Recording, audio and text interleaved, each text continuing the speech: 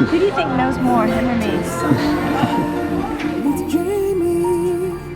Hi Lumineers, welcome to the Lighter Side Show in San Francisco. I'm your host, Jamie Butler, the Everyday Medium. Now, since we're not in studio and we're hanging out on a floating home, you're going to hear not our traditional trains from Atlanta, but seaplanes and helicopters and seagulls. So I hope you enjoy the ambient sound in the background. I want to give a deep gratitude and shout out to our guest today, Mr. Lewis Brown Griggs. This is your home, and you have made this possible for us today, and I am so grateful. Thank you. You're welcome, and it's your home today. We're all in it together. Yay! You guys definitely want to come here. Hey Lumineers, today we're going to talk about near-death experiences. And Lewis is a two times NDEer? Absolutely. I didn't learn enough the first time. I had to get hit again. And we're going to talk about that experience. Before we get into the NDEs, I'd like to do a little housekeeping notes. We do have some classes going on from December, January, February. You guys have heard me list them out before, so instead of listening to me, why don't you head over to jamiebutlermedium.com, sign up for the newsletter. Colleen, as I gesture off camera, who's sitting there, can't see her yet, puts together a monthly newsletter that has everything in such great order. So if you'd like to see it laid out, please head over to the website. Now, Lumineers, let's dive into the NDE experiences with Lewis Brown Griggs, who is a two-time experiencer, which we've heard the saying, lightning doesn't strike twice in the same location. So I'm kind of curious how you've ended up with two main experiences in your life. So I'm hoping to get into the knit and grit. Our Lumineers are very widely diverse in like the here, the now, the beyond, and we have a lot of NDEers as viewers. So I'm sure there's some of you who maybe haven't found the right language or don't know how to explain what your experience is, and I'm hoping today's conversation and share that Lewis is going to start will help you find your own language and words around it for your experience. So I don't even know where to begin. I have heard some of your experiences. Now, you do have a TED Talk about this. I do. The Gift of Near Death, which they can see on YouTube by title or by calling my name in, Lewis Brown Griggs. It's fascinating. So if you're liking what you hear today, please check below in the description. We'll have all the links for social media and how to get a hold of you. But definitely head out and watch the TEDx, The Gift of Near Death. Right. And in a way, even better than that is the documentary called Beyond Our Sight, which includes not just me, but 3 or 4 of us, and then some scientists trying to figure out to what extent can we actually explain your experience, or not yet, which broadens the perspective and the understanding. That is beautiful. Where do they find it? They found it on your website? It's also on YouTube, Beyond Our Sight. It's not on my website. It's on my page on YouTube, Lewis Brown Griggs.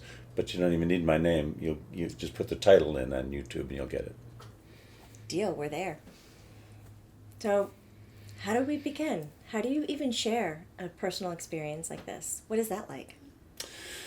It's life-changing, the experience was, and therefore the easiest way to start is usually to say, I thought everything was fine, and didn't know that I had a lot I needed to learn until one day, actually years ago here in San Francisco, I totaled my car. And I've had many NDEers, as you have heard, have some similar experiences, and others have had experiences that others hadn't had. So I'm not one who stopped to watch the accident out of body, or stopped to watch surgery, or who met deceased loved ones, deceased, former friends, family. But instead, I did go through the tunnel immediately at high speed, all the way until I came out the other end of the tunnel. And then it's also true that not everyone is given a choice to come back or not to come back.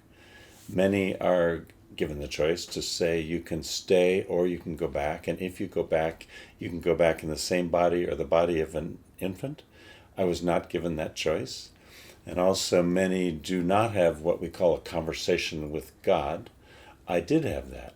So to summarize all of those of what I did and didn't have, I went through the tunnel at high speed until I experienced nothing but pure light. And what I call, with lack of better words, the source of all energy from which we all come and of which we are all one. It's like, I got it. And I was in the source of all knowledge. Not that I was arrogant enough to have all the knowledge. That's not what I'm saying. I just felt I am at the source where all is known. And then I heard the voice of what we call whatever you want, but this conversation with God. And we all hear this voice if we hear it in whatever gender and whatever language we need to hear it in. So I heard it in a deep male voice like this one that said, Lewis, you are called here to have this conversation and to be sent back because you're not doing your work. Oh. Pretty clear. Yeah, it's very direct. So given where I was, I, of course, said, well, then take me, I'm yours, I'll do your work. Thinking, of course, I was being called to be some Christian missionary to teach the rest of you who don't get it how to get it, or something like that. And I was told, no, Lewis. Well, that brings up a really good point then. Did you have a belief system in place before this took I was raised in Minnesota as an Episcopalian that believes in God and in Jesus, but I don't distinguish between one Christian church and another. They basically have similar beliefs with some differences. But yes, so I believed it, but it's what I call a blind faith. We didn't have either scientific evidence, right, or personal experience, so we just believed whatever we were raised to believe, most of us on this earth. Okay? However, here I experienced right away that there is a source, call it what you will. I called it, as I said, a source of energy from which we all come and of which we are all one. Somehow I got that right away. And when this voice said, no, Lewis, it's not my work you need to do, it's your work. I mean, isn't it true? We're all trying to figure out what we want to be when we grow up, what our purpose is, what we're here for. How old were you at the time? I was 29. It was March 11, 77. I'm now giving my age. It was 40 years ago. And I had just moved to San Francisco from Boston. And I was working in public television here, and I thought life was fine, and I was in love. So I didn't really know what it was I didn't yet know. But I was about to find out. And in this conversation with God, when I was told, no, it's not my work, it's your work you need to do, I then said, well, what is my work? Since I was in this place where all knowledge was known and hearing the voice of God, I knew that, of course, the answer was known and I could be shared it, right? No. Oh. I was told more of my own expectations. I was asked, not I was told, no, it's not my work, it's your work, but I was asked, what is it, Lewis, that keeps you from being all you are capable of being? So that was proposed to you. That was asked to me, and I'm the one who needed to try to come up with the answer. Could you? I had never needed to because I was raised with education and privilege and love, and I thought everything was fine. So I had to dig very deeply and to search for whatever my truth could be. And I know we all have many pieces of our whole self, so I searched for at least one that seemed important enough to need some work. And what I came up with was that as a straight white male American in the Midwest, you know, where we're all nice and of course give equal opportunity for everyone else to be nice just like us, I said, you know, it might have something to do with the fact that I was raised by loving parents who said we're all one under God, and yet they also said, but here on earth you have gifts of privilege and education and prestige that not everyone has, so noblesse oblige, you have to give back. And even though that is obviously lovingly well intended, what does come with it is a little bit of class and cultural arrogance and righteousness that you're the one who has more than others have, and therefore you're a little better than others are, and that's why you have to give back. Okay, so it's just sort of hidden in the energy with which these wonderful values are shared. Okay, and so I said it could have something to do with the fact that I was told we're all one under God, but you're a little better here. And what I learned from that, with not with arrogance, but with sensitivity, a little guilt, and a little confusion was that I didn't have to bridge the gap between any of the diversity around me. Everyone else did the bridging of the gap to speak my cultural, tribal way of being. So it was in the light that I said it must have something to do with the fact that even though I know we're all one under God, and I can look in the eyes and see the soul of another, I hadn't a clue how to bridge the gap between me and anybody who wasn't a straight, white, yuppie, Anglo male. Everyone else did that work. And it was in the white light, in this conversation with God, that I said it might have something to do with that. And then the end of this conversation was like the best line in Amadeus, for those of you who remember it, when Mozart hit this perfect note and went, "There it is." It's like the voice of God went, "There it is, Lewis, there's your work." And I was immediately sent back down without another word telling me how my life was going to change or what my work would become. And I came spiraling down as fast as I'd gone up. And I remember coming back into this body, like needing to put on these tight rubber gloves that surgeons wear. I still have the complete experience of getting into the body until I'm in it, and this white light disappeared, and I'm sitting in a totaled automobile with no physical damage. The ambulance just arrived, and I walked out of the car and went to the ambulance and said, "There's nothing wrong. I'm lucky."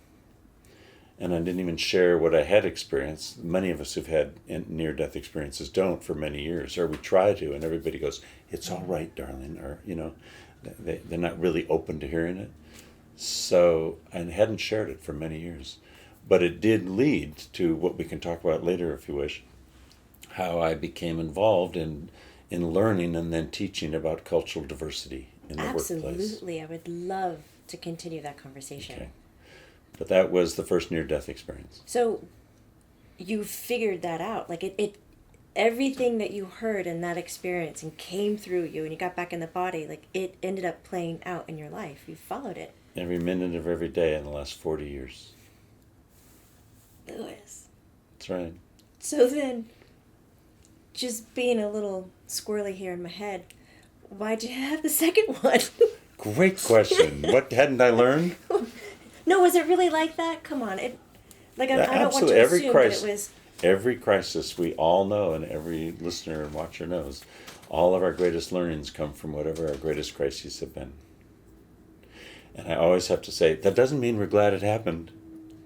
But all of our learnings came from whatever our greatest crises happened. And sometimes with 2 or 3 times you have to say, that doesn't mean we're glad it happened, but isn't it true that your greatest learnings came from... So now I can easily say, yeah, that was my greatest learning of all. And then you want to hear the second one? The second near-death experience. And yet it makes all the other ones, like divorce or bipolar child and broken leg and all that, they go way down the list. These NDEs are pretty key. Well, before we get into the second experience, what else changed in your life after the first? The very minute I was back in this body, and now I had consciousness of the source from which we come, it totally changed the way I see everyone, the way I feel myself in this body. My consciousness being that I am more than just this body, and I am this body. So it's as if in the light I learned not only the source, but that there we aren't in these bodies. We are actually all one.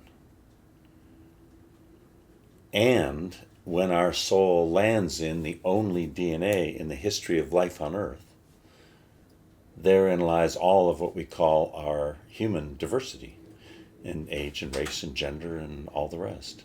And then there are all of our life experiences that happen from the moment of conception until death. And there's more of our diversity. So what I got in the light, and later was able to apply in my professional work, which we'll get to later, but the essence of what I got is not only that we are all one, but simultaneously uniquely different. Yes. Simultaneously uniquely different. And it's all true. And everything in between, our individuality and our oneness. So there. Okay, so I'm listening to you, and this is all sounding wonderful. I'm not finding a moment here in your experience where, like, I'm feeling, oh, I just can't believe that happened to him, and poor you, and you struggled through it, and stuff like that. So if I'm experiencing that, Did that resonate the same with you? Like this Absolutely. great... Why weren't The you able to accident share was it? only the accident at the moment. Oh, because my real speaking of it, that we are all light and love and energy and spirit, isn't what was immediately going to work with straight white male corporate executives, do you think? Well, with maybe some friends or family or... I tried, Or... a couple, but not very many people then were talking openly about our out-of-body Really? experiences and near-death experiences. It's very much newer. And one of the only reasons it's become newer is because there are enough of us now who have recovered far enough from whatever the crisis was and the damage or the brain damage to be able to articulate it well enough to be able to be heard as perhaps believable. Believable. Whereas if we are still so damaged, then all we get is empathy. So there's a lot of it now. That's why you hear and see more now, books, and even it's in feature films. You know, it's becoming, luckily, more of a common conversation. But this was 40 years ago, was my first one. Wow. When did your second one happen? 20 years later, 20 years ago. Whoa, we need to have a little celebration here. Exactly. That's right. And Father's Day, 97, 20 years ago. On Father's Day. Right on Father's Day. I was celebrating with my 15-year-old daughter her graduation from a school, a recovery school in Montana, because she is bipolar and schizoaffective, and she was in a recovery school that was really helping her, and she had graduated and was ready to celebrate. And we took her 10-year-old brother, my 10-year-old son at the time, and I said, wow, let's celebrate Father's Day with a whitewater river trip. I've taught you skiing and hiking and everything else. And of course, they know how wonderful the things are that Dad teaches. So they went, of course, Dad. And here we were in Glacier Park, Montana, and we were heading down the river, and the water started to get faster. And my 10-year-old looked at me, and without words, you could see the anxiety about the speed of the water. And we joke now and say, trust me, you're going to love this. It's the last thing I remember. So everything I'm So going to... you actually said that in the moment. Like that was your response to Trust your me. child? Trust me, you're going to love this. I have no memory. So I want to make a distinction between what is officially called a near-death experience. And even though people come back from near-death experiences with all this light, they land in some human language and or even righteousness about what's defined as near-death and what's out-of-body experience and what's spiritually transformative experience. So as ironic as it sounds, my first experience I've told you about is called a perfect near-death experience because at least I have total memory of it. Where's memory? In the brain? The brain was in the body in the totaled car, but I have perfect memory of it and in the light, through the tunnel, in conversation with God, etc. That means it passes for an NDE. The second one, I have no memory, even though I was dead. So, and you call that near death, but people don't like to call that an official NDE. They call it a spiritually transformative experience or something. But I'm telling you, I was dead in the raft, and I have no memory of what I'm about to tell you because the left temporal lobe brain injury from being crushed by a 100-foot tall cottonwood tree that fell off the edge of the river and landed on my head as I was going by prevented that entire part of the brain from functioning in any way. And now I have been back to the river 20 years later, this past year, to go to the same spot, but I still have no memory of it. So I had to hear the stories, both from my daughter, who was not hit by the tree, and from the same guides who came back 20 years later to take us down the same spot and stop and say, here's where it happened. Okay? And yet the learnings are just as profound. Because to make a long story short, because being told, having your family told that you're dead and they have to come get the dead body, and then when they come and you're not dead, you're in a coma, and then you don't come out of the coma for 8 days, is a gift. And then when you come out of the coma and your left temporal lobe is so serious that you can't read, write, walk, or talk, and you don't know the names of yourself or your children or your wife or your parents or who's in this room and why, that's a profound learning experience. Okay? And then to be put into brain injury recovery that took 3 years of hospitalized brain injury recovery, the extent of which they projected might have me 30, 40, 50% maximum recovered. and to be able to come out 3 years later about 75% recovered, and now 95 to 100% recovered with other gifts I call 110%, is a profoundly long learning experience that brings nothing but 100% gratitude every single second. So even when you can't read, write, walk, talk, and don't know who you are, what's there to be grateful for? I experienced it. It's called I'm alive. And a week later, I now can move this part of my body. And now I can walk.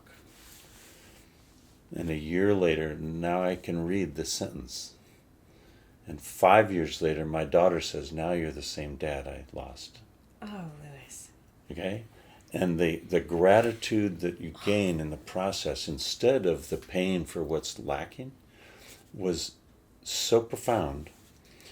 And guess what? It was surpassed even by the one most amazing learning I got, which was I felt trapped in the center of a tornado. It's a metaphor I like to use, or a hurricane. Pick the one you want. For you, it's a hurricane. Okay. And in the center, where we know there's total stillness, Yes. that's where I was, stuck in the center of a tornado or a hurricane. And just to use the metaphor, it's as if all the multitasking abilities to read, write, walk, talk, know who you are, be in a body, a male body, with a name as a father and a lover and a tennis player who can drive a car, and all of that multitasking, just think of what spins around the center. Because it's all part of our body and our DNA and our education and our life experiences. But guess what's at the absolute core of each of us? Our soul. And it doesn't come in body form. No. I found it at the center when nothing else was accessible. So to be stuck at the center and imagine that nothing else is possible except the consciousness that I am was pretty amazing. And to have a little humor about it, psychologists after years of study say, that's it, I am. And some of them say, no, get rid of the I, that's ego, just am. So, semantics, right? So, isn't it interesting? So why is this learning different than the one in the white light? To oversimplify it, it's as if in the white light, I learned we're all one and come from the same source, the oneness. And yes, our souls land in the unique DNA we each have. And that was all of the diversity. And yet, you know what's ironic? Or not so ironic, this body was chosen in that way to learn about diversity and to go help teach it, because it was a straight, white, Anglo-yuppie male body with a Stanford MBA that was so ethnocentric it needed to learn that, right? That's the personality that was chosen to go make all the rest happen. Okay? So my first learning after the white light was the difference between being and doing. Whereas I'd grown up being a doer, and a type A doer. Mm-hmm. That's a pretty male thing and a very white thing and a very cultural thing. What I learned after the white light was to be first, authentically myself, and then to apply whatever doing skills are helpful in this situation where these doors opened. Okay? And yet it still took all that personality to do it. So it's as if in the second near-death experience, in the recovery from the coma and the brain injury, I had to have everything taken away. All of those skills that had been called upon to be used in all my professional development and diversity, wow. It was all taken away. All of it, except life itself, and I am. So I got it. So the end of all that is that I got it. I hope I don't ever need to be hit so hard again. So now with every step of the recovery that I was given the gift of, it's as if I was only given it to the extent I could stay in contact with my original core self, my authentic core self, so that you, the other, could feel the authenticity when I look in your eye to see your soul and you see mine. Whereas before, the type A personality was enough, even though it was driven by light and soul. So those are the two profound learnings and why I needed both of them to be integrated and whole. I'm curious to know, when you were in, I loved your little picture here about being in the middle of the tornado or the hurricane, the calm, the heart. That did you still possess memories from long ago, or was all No, of that erased none. as well? All erased. That's why I had no idea who I was or who you were in the room with me, my wife, So, my mother, my father, my child. oh my, so as Zero. you healed, It started to come back, they but slowly, came back. slowly. People would come visit and tell me who they were in my life, and I'd have to relearn it. And that's why I said it took my daughter 5 years. You know how well your child knows you before she said, okay, you're my dad again. You're the same dad. Whew. It's quite a process. God, I'm speechless. I was speechless is exactly what I was. Because this guy who could talk forever as a professional speaker and trainer had to have all his words taken away from him so that I could just be within. What is it like to, I mean, you've described some of it so well, and so maybe I don't know how to really ask the question, but you're an adult, and that I'm sure you're aware of as you're healing through this, but it's as if you're going through the growing up phase of an infant. Not quite. It's a great question and a great presumption, but the simplified truth is that it's like all the data that is in the computer somewhere, but you can't find it. So all the synapses were broken that enabled access to it. So I did not have to relearn everything from scratch as an infant did. I had to be practiced in trying to regain the ability to do this or say this or understand that picture or that word. And as long as that exercise was done, a new synapse would be created that brought it back, which is why it only took 3 years to go from 0 to 75 to 100%. Okay, so it was much faster than as infants. Did anything else sneak in there? Did you Lots more snuck in know there. something that you didn't learn from before, or are you even able to distinguish that? Yeah, absolutely. The clarity of being able to distinguish the difference is enormous. One of them I loved experiencing was that because certain aspects of the brain were so damaged they couldn't recover, it meant other aspects of the brain had to compensate. Okay? Yeah. So I remember looking at the MRI from the original accident, and the damage in the left temporal lobe was tennis ball's probably too big, but just under that, it's huge. Okay? And the neurosurgeons said, there's no way you can live through this. Well, I just a year ago had a new MRI just out of curiosity because I was once pre-med and I wanted to see it again. It doesn't look any different. Whoa. The damage to that part of the brain is so severe that what they now call brain plasticity had happened. And I experienced some of the different parts of the brain compensating and new synapses being created. The most obvious one that fits some of the imperfect language we have is the difference between right brain and left brain. And an insurance company was once testing me to make sure I really wasn't lying, and I did have brain injury, and I couldn't pass a certain test. And 2 or 3 hours later, they gave me the same test, and I'm going to exaggerate now only so you get what I actually felt. It was like there was some shift that went on in the brain, and I totally passed that test. I solved that problem, and I felt the shift, almost energetic shift in my brain. And the insurance guy looked at me and said, who was also an MD doing this, said, do you know what just happened? Your right brain just took over to answer what your left brain was no longer able to answer. That's a part of the brain that most men don't have access to. And so I felt it. And so, yes, there's a better connection now between right and left, and between being and doing, and between what we call masculine and feminine. It was amazing. Now, this regrowth that you've done, is that okay to call it like a regrowth? Huge regrowth. Does it influence what you believe in now? Yes, I am asking that question. Absolutely. And not to set you up at all, but take that one away. Absolutely. In many, many ways. I mean, one way we've all learned is we only use so much of our brain. Well, look how much more there is to use. One way I've already said, every crisis is a growth opportunity. You firmly believe in that. Absolutely. Every single thing that happens that has any downside to it is an opportunity for new growth. Now, we don't have to only grow when there's a crisis or problem. I get that. In fact, that's one of the learnings. I discovered that actually, instead of needing to be right, which most of us know what that feels like, especially us male versions, you know, I know it's a normal shaped curve, and sometimes women have it too. You're a human, but you know what I mean. I now, instead of wanting to talk to you about my leading edge and all the things that I've done really well, I love living on what I call my growing edge, and that is what I don't yet know. Oh.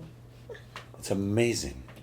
And so instead of being threatened by what I don't know, I love what I don't know, because it's opportunity for growth, and it's true therefore in every relationship. So instead of us having two hands not clapping for a moment, instead of me going, well, you're the problem, if you would just fix it, I do the opposite, and I go, wow, what just happened?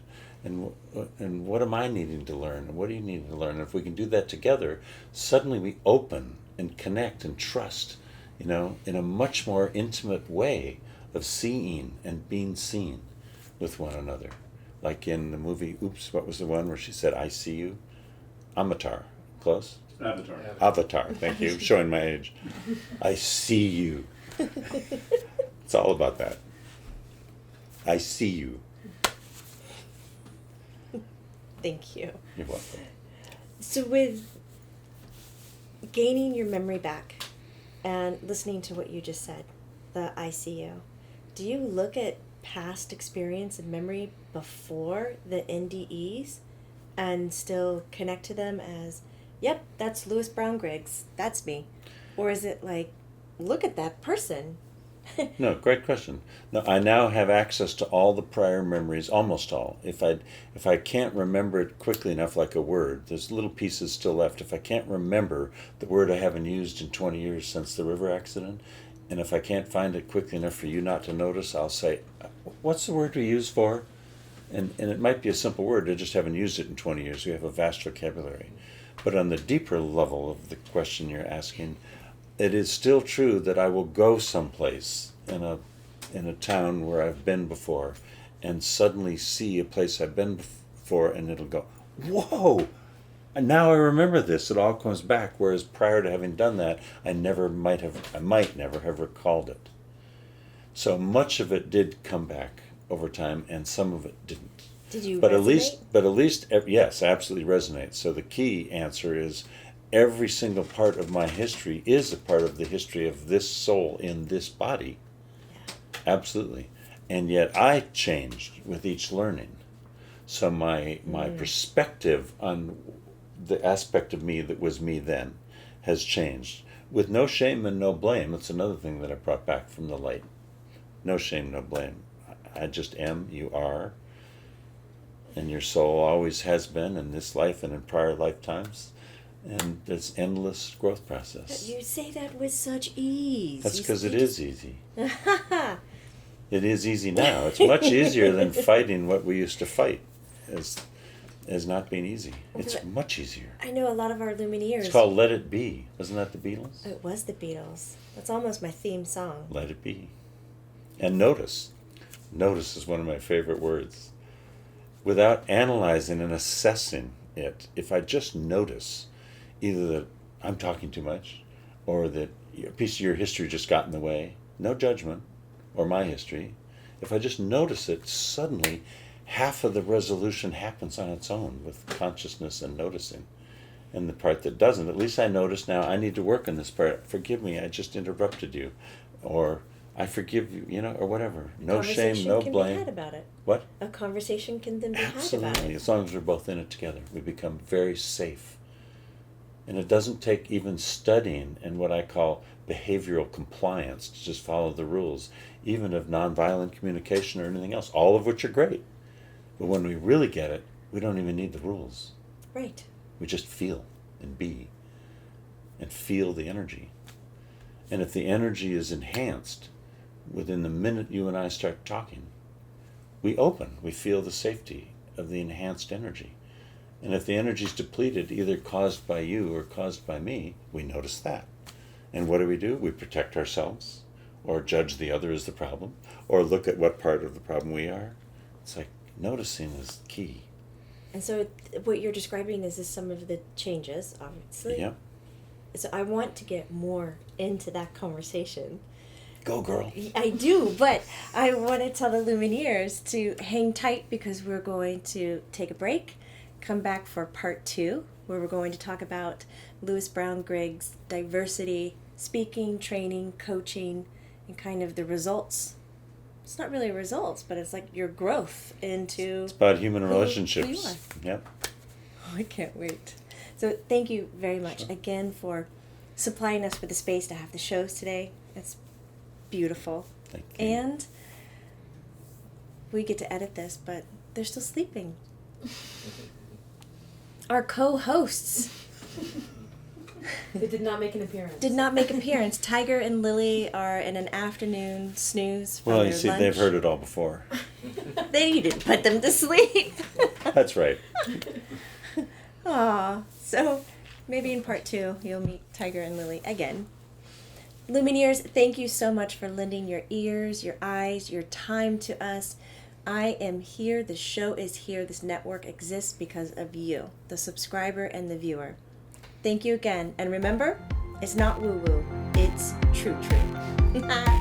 See you soon. Stay put.